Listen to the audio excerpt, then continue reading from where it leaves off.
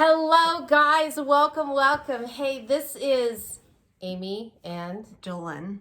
And we have a special guest on the end. Tell us who you are. I'm her sister, Carmen. All right. So, we opened a can of worms last week because we said, hey, why don't you go ahead and pop us some questions on here?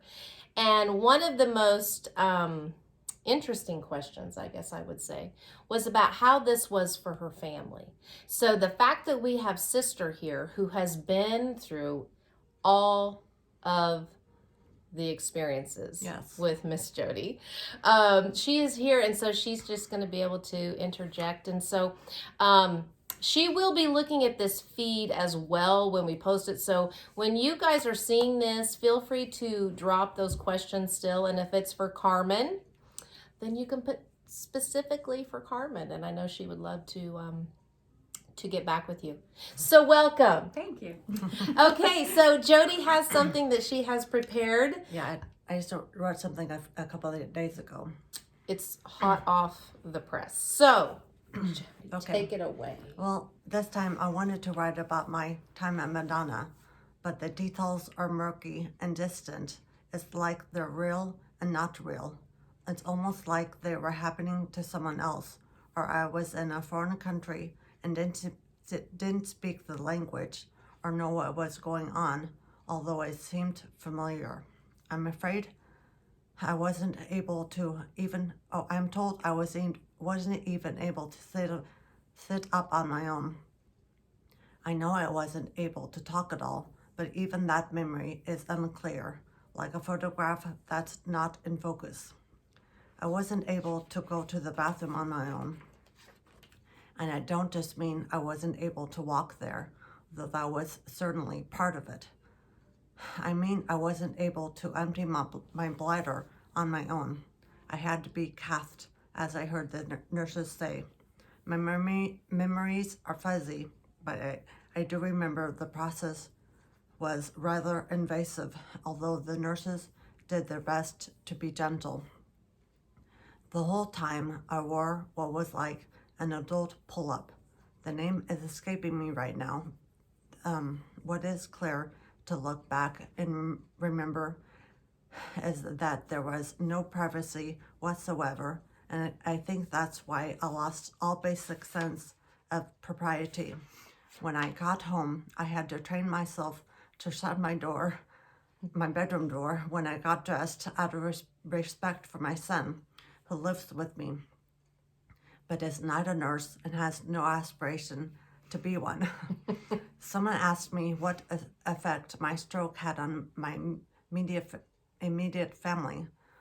Well, I got divorced several years ago, so our two younger kids that lived with me had to go live with their dad on the other side of the country. So that's been hard on everyone. But I'm very grateful he was able to take them in, and they seem to have settled in very, very well there. Our oldest son was just finishing up his 4-year commitment in the Air Force that very week that I had my stroke. So he moved back home to live with me, and has been with me ever since I left rehab. So just to recap, that I had my stroke on February 16th, and then I was in ICU until I went to Madonna on March 11th, and then I transferred to the center at Waterfront in Wichita, Kansas on May 12th, and then finally I got to come home on July 1st. So That is so excellent. And I just know that if you have been keeping score at home, this is like, I don't know, like 6 pages that she has written. And we know if you have been paying attention to the other videos, for her to sit down and write 6 pages in her journal, rough estimate, 45 minutes, an hour? At least. Yeah. So So I just want to point that out. is this is no small feat for her, but it is amazing. And this is how important it is on your heart. I mean, this is a beautiful testimony of how much you want to share hope and healing with people. And that's why you're putting yourself out there. Yeah, it's not my comfort spot. That's for sure. I think it's not I your would, comfort spot, but it is in a way, because you've always loved to write and share with others. And the fact that you are feeling compelled to do that again is such an awareness of you coming back into yourself. I have always been interested in other people's stories. Like generally interested and curious about what they had to say. well, it shows. It shows in your writing, because if any of you have had the privilege of knowing Jody before, you know that her writing has always been, she's been such a wonderful storyteller. And when you're in conversation with her, she has a way of making you feel like she is so engaged and just like she is totally focused on you. So for her to share this gift with all of you, all of our tens of viewers, it is amazing. And so it is just cause for celebration and blessing.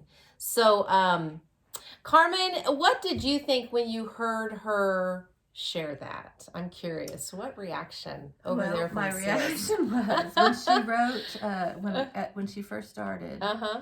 and it said, Right there. I want the details are murky and distant, like it's real and not real, almost like they were happening to someone else, or I was in a foreign country and I didn't speak the language or know what was going on, although it seemed familiar. Not that last part.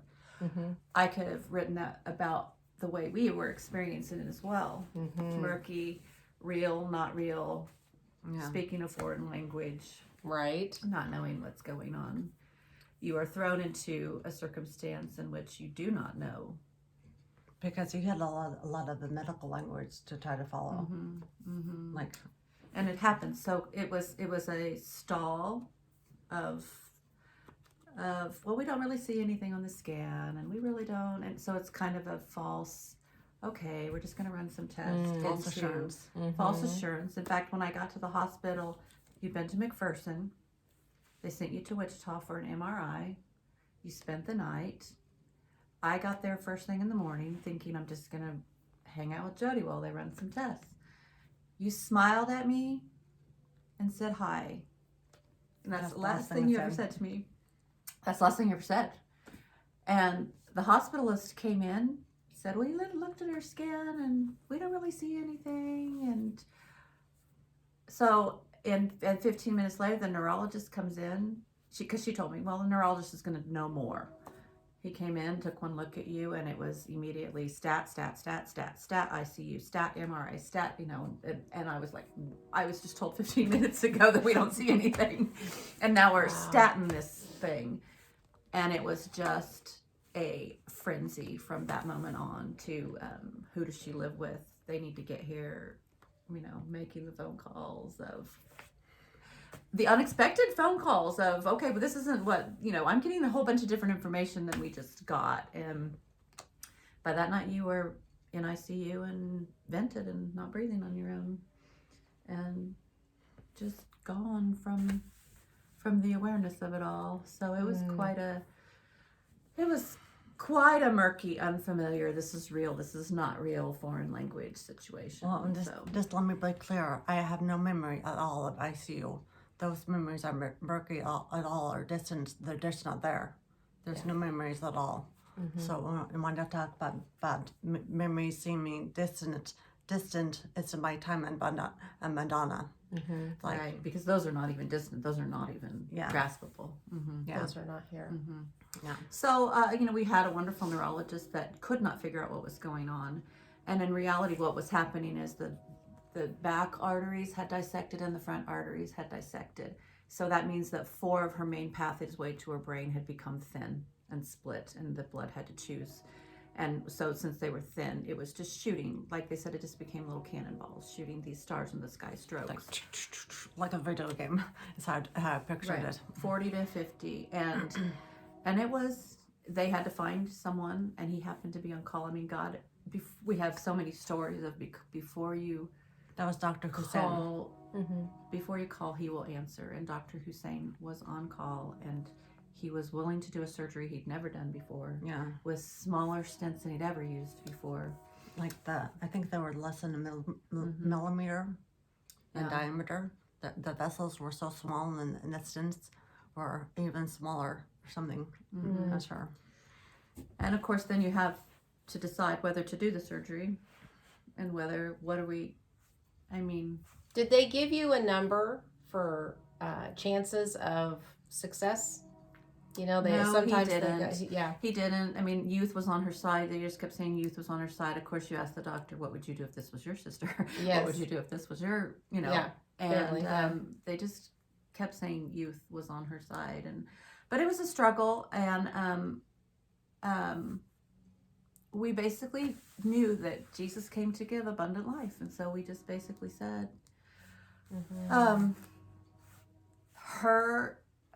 her inheritance in you is abundant life. Yes. So she has to go to heaven to have it, fine. But if she's here, she's here with abundant life. Yeah. Nothing less. Yeah. Yeah. So, and then we called Connor and Dad, was on the phone, and told him relayed everything to them. And my dad said, well, that surgery sounds like it's the only choice for life.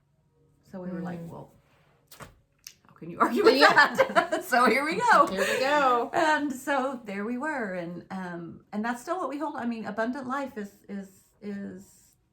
what we're all to have in Jesus. And we don't get to define what it looks like, but we will know. I mean, it's not like he has to tell us, no, this is what abundant life. No, you will know. You will. You have abundant life. Yeah. Yeah. And it's not based on checked boxes of what you actually have. It's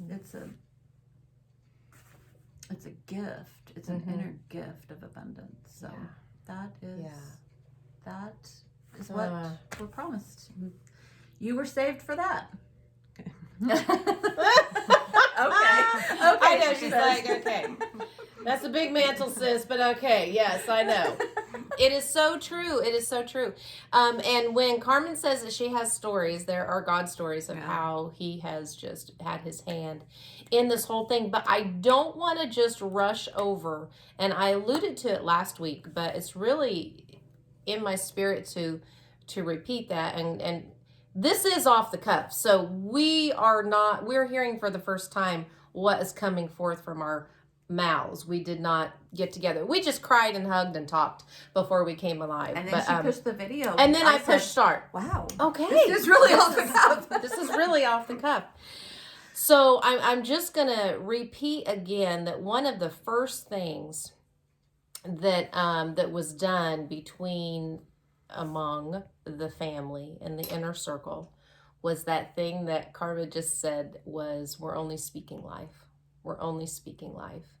And the one thing I would encourage from an outside perspective is, if you do have to walk through this, that has to be the very, very first. You speak life. You speak that life.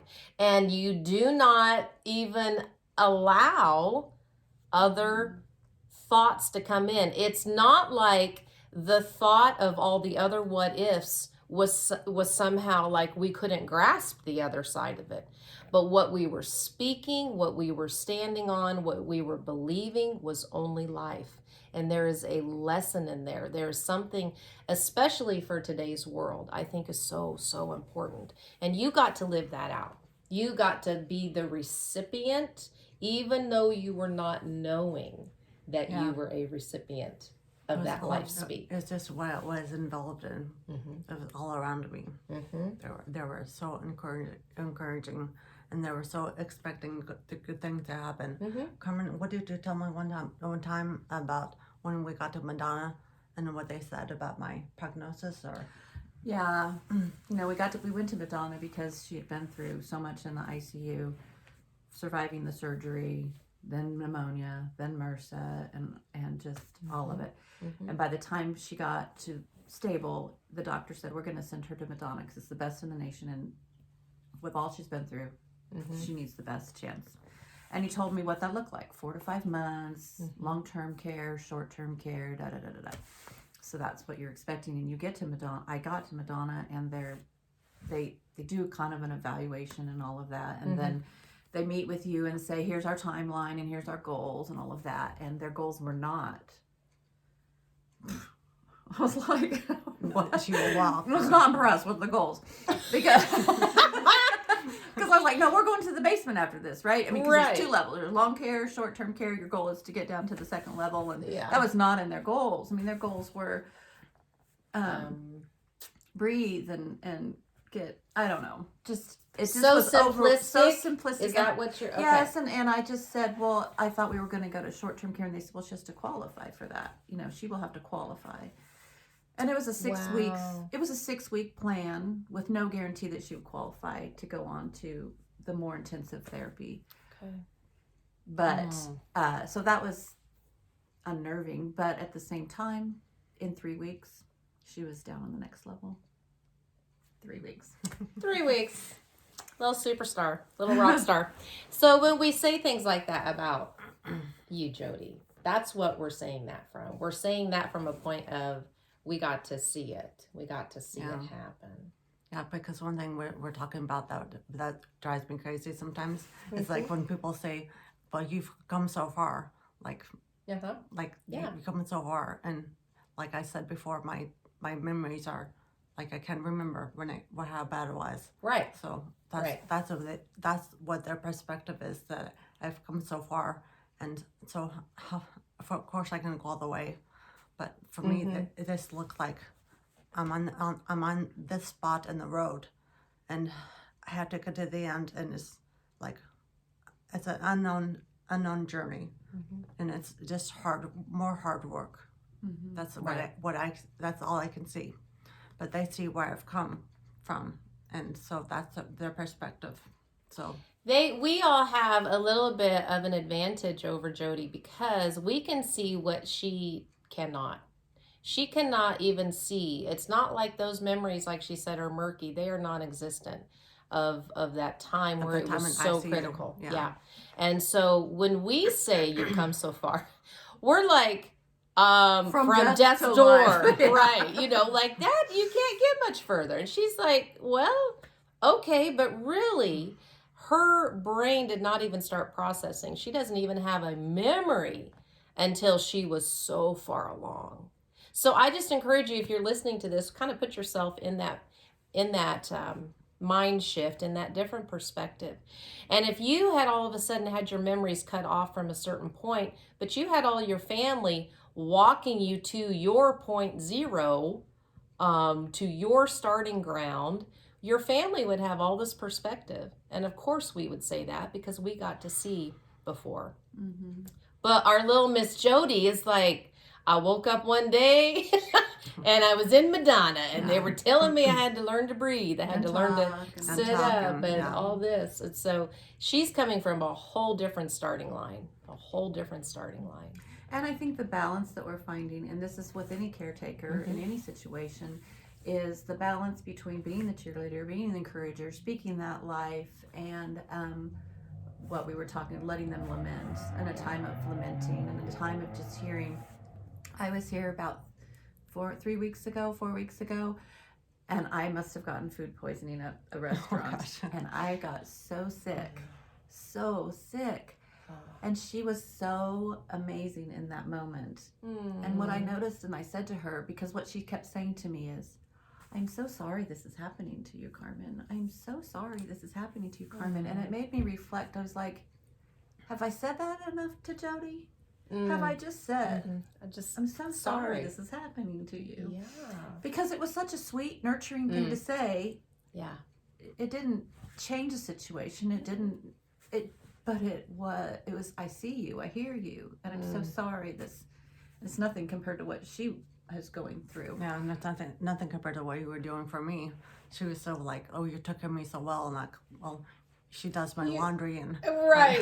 she shows up and like, my sisters have done so much for me.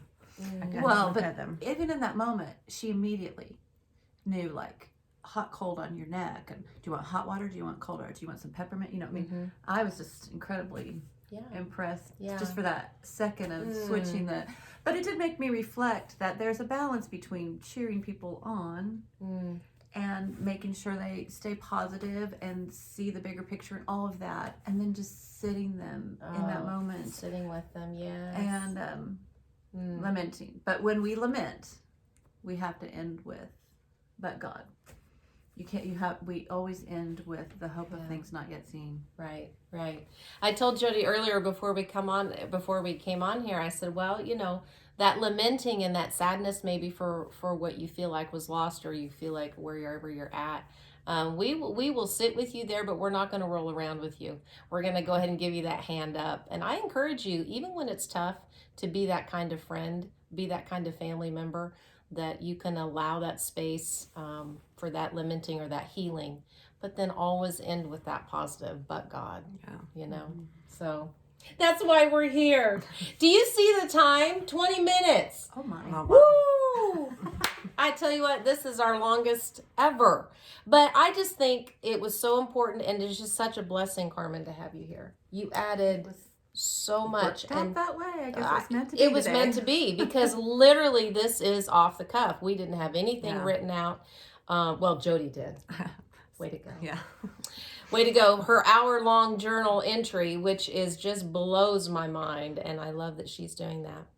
But we are committed, Jody and I, and whoever else is our guest when we get here, we are committed to share this with you, and she has such a heart to do that. So, Jody, I do this every week, but I'm going to do it again because I really feel like you always come up with something to end well that you want to tell the people. So, how'd you like to close today? We are hoping to get together again this Saturday at 1:00 in Craft Coffee in McPherson. So if anyone is in McPherson or just nearby and can get here, you're more than welcome.